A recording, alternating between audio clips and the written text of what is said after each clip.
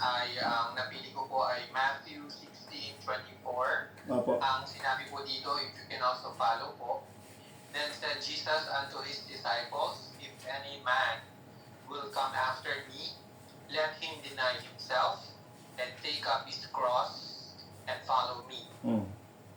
So, ayan po, no, ang sinabi dyan ay, if any man will come after me. No, so, yung come na, mag-focus po tayo sa tatlong verbs na, apat pala to, no? So, come, deny, take up, and follow. No? So, makikita po natin yung tatlong, ang Panginoon po mismo nagsasabi nito, at meron siyang apat po na kilos or action words na ginamit sa verse po na ito. Yung come, deny, take up, and follow. So, ang ganda po nung sinabi ng verse din po na ito, well, chapter po, no, ay marami pong pinapakita or pinapaliwanag tungkol sa ating Panginoon. Pero napili ko po ito bilang napakaganda rin pong reminder sa ating lahat. No? Nakakatawa pong sinabi dyan, if any man will come after me.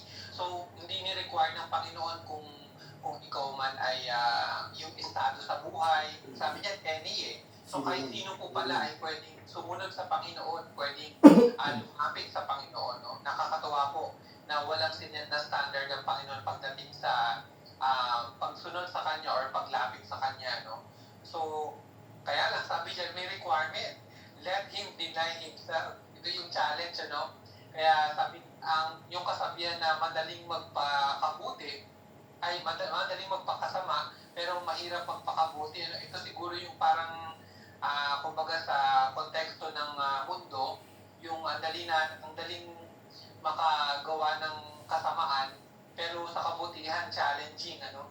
Pero ito pong sinasabi dito, sa gusto pong maging disciples, kasi ang sinabi po, ang preliminary po dito, sinabi ito ng Panginoon, hindi sa kung sino man eh, pero sabi niya sa mga disciples niya. No? Kaya kung tayo po ay tunay na disciple, tunay po na sumusunod sa Panginoon, tunay na servant ng Panginoon, may gagawin daw po pala tayo dito, let him deny himself. Kaya po para maging posible yung pag-deny natin, of course, unang-una, dapat nakalapit na tayo sa Panginoon. So, yan po, kung ipagpapatuloy po natin, sabi po dyan, if any man will come after me, let him deny himself. So, yung deny himself, maaaring ang pagpapakahulugan nito ay we have to set aside our own desires. Yung, di ba, tayo po, meron tayong kanya-kanyang mga priorities, meron tayong kanya-kanyang interest, meron tayong kanya-kanyang mga plano. Pero ang sabi po kasi doon, kung we own it, at ang goal natin ay sumunod sa Panginoon, i-deny natin yung sarili natin. Kumbaga, isi-set aside natin yung mga plans na yon, di ba? Lalo na kung hindi ito naka-align sa Panginoon. Isi-set aside natin yung ating mga dreams or mga interests. Kasi lalo na nga po, kung hindi ito naka-attune, hindi ito nakalinya sa linya ng Panginoon. If we want to be a disciple of the Lord, this is one thing na kailangan po talaga natin gawin. Ang tanong, mahirap po ba ito or madali? Siyempre mahirap. Napakahirap po sa atin, lalo na kung hindi po ang ating puso na hindi na yung mga ito, no? Kaya yung sinasabi rin po ni Pastor kanina, kung sino yung paano daw sumunod sa Panginoon, kumbaga, ibenta niya lahat, i-lay down niya lahat, saka siya sumunod kay Kristo. Ito po yung sinasabi dito, we have to deny. No? At sa pagpapatuloy, sabi dyan, as we deny ourselves, we take up the cross. Yung cross, no, pagka po sinabing cross, napakagandang simbolo po yan sa Panginoon, ano po, kaligtasan. Siguro, pagka sinabi natin yung ibang kahulugan ng cross sa atin, ano pong maisip natin? Kaligtasan, pwedeng sakripisyo, ano po pong mga maaaring simbolismo ng cross? Sakripisyo, Suffering. bigat, di ba? Yung pagka sinabi pasan-pasan ko ang cross, di ba? Pagka sinabi natin yan, mga kapatid, di ba, maisip natin, burden, alalahanin. Di ba, pinapasan natin ng cross, no? Maaaring yung cross niya, simbolo sa pinapasan mong kabigatan na yun, no? Pero, direct din po itong sinabi ng Panginoon, you deny yourself, we deny ourselves, and we, sabi dyan, take up the cross, take up His cross, No? So ano po yung cross kaya na ito? Marami pong pwedeng pagpapakahulugan sa cross po na ito, no? Pagka po lalo po natin iisip, no? Maaaring pwede pong ito rin yung sacrificial living natin, ano po? Kasi kung didinay mo nga ang Panginoon, dinidinay mo yung sarili mo para sumunod sa Panginoon, may sacrificial tayo doon, ano po, na ginagawa. Pwede rin namang forgiving others, pwede rin pong pagdi-deny or pinaprioritize natin yung gawain over sa ibang bagay. Parang ngayon po, yung oras natin, di po ba, Sunday, no? Or gabi naman, maisip natin, nag-church naman ako kanina o nakinig naman ako sa lesson kanina, pero meron pa rin tayong ganito, no? Parang isipin natin, baka parang sobra na, no? Pero pagka sabi nga, dininay natin yung sarili natin and inisip natin yung kalooban ng Panginoon, hindi siya nagiging parang burden, hindi siya nagiging parang responsibility, kumbaga pribilehiyo natin na magkaroon ng ganito, kumbaga yung bonding na rin po at the same time fellowship sa Panginoon. So yung po yun, so yung cross, napakaganda po niya. Tsaka huli po, ang sabi nga po dyan, yung challenging din po, yung we follow the Lord daily po no? So, ang makikita po natin dito mga kapatid sa verse po na sinabi dyan, sino bang sinusunod natin? Diba yun yung palagi natin itanong sa mga sarili natin. Sino ba yung sinusunod mo ba? Yung binibigyan mo ng glory? Sino ba yung pinaglilingkuran natin? When these things are here, when these questions are here sa atin, napakasarap pong sumunod sa Panginoon. Napakasarap pong manalangin, napakasarap pong magbahagi ng kaligtasan sa iba, ng salita ng Panginoon. Kasi we know who we are following. We deny ourselves, we take up our cross, and we follow the Lord. Napakaganda pong reminder sa atin.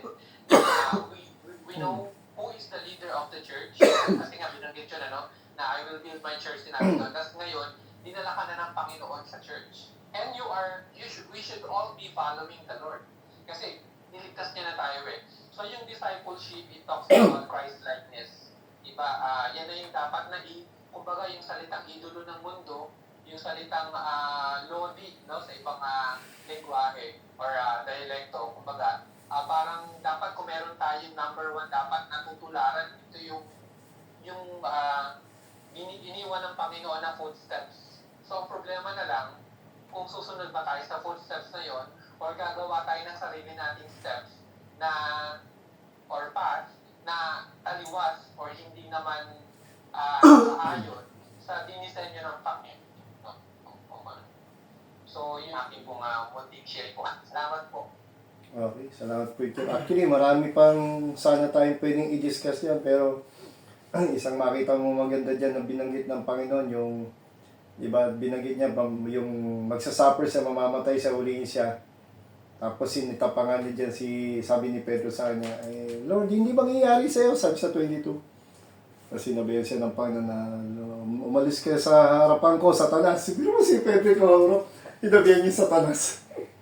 Although hindi natin madiscuss sa'yo, napakaganda niya, pag binasa mo yan, ninamdam mo. Tapos yung binanggit mga preacher na 24, isang magandang nasilip ko rito, dagdag ko.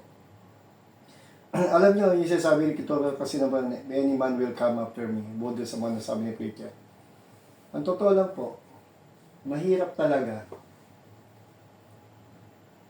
sumunod sa Panginoon. Hindi natin totoo yan.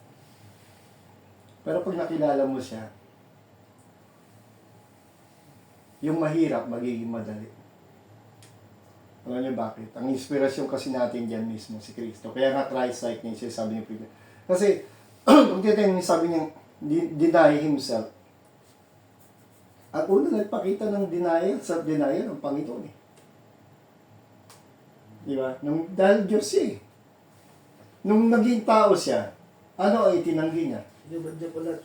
Actually, mali yung salitang hinubad. Kundi ang tamang, ginamit kasi ang Bible, Tagalog, hinubad, sabi sa paper. Pero ang ibig sabihin talaga nun, isinantabi niya ang pagka-Diyos niya. Sana po na-enjoy po niya. Diba? Kumbaga po sa anak na... Kaya kung titiratin, nakakahiya talaga sa atin. Hindi natin masusundan, matatawaran yung hirap na dinaanan ng Panginoon. Siya lang yun.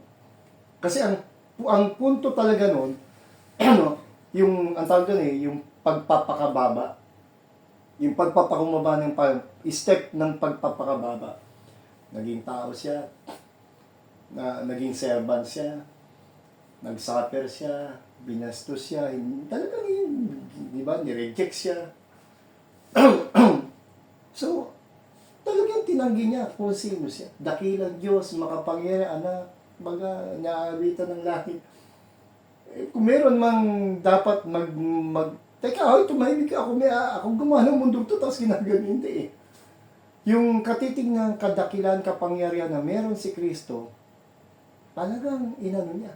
Pag, ang tawag doon, controlled power, parang, yung kaya yung sabi, the brute is self-control, makapangyarihan ka yun eh.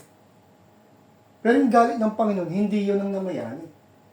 Actually, namayani nga doon, yung awa niya sa taong ililigtas niya. Kasi kung hindi siya nagpakababa at naghirap sa krus, Walang maliligtas. ito, upos tayo, sunog tayo na. Deny himself and take up his cross. Siya na yun. Siya mismo. Kaya actually, that was the cross of suffering and salvation. Si Christ lang yun. Pero tayo, the cross of suffering. Si Kristo, the cross of submission. Tayo, submission na. And many times, hindi man tayo submissive. Many times, hindi nga tayo, ayaw nga natin mahirapan. Diba? And follow Him. Pero still, the true believers of Christ will follow Him.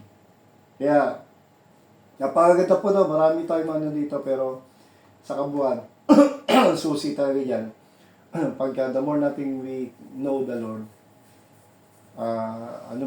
may pagsasala ang ginagawa ang Diyos sa buhay natin. May pagbabago.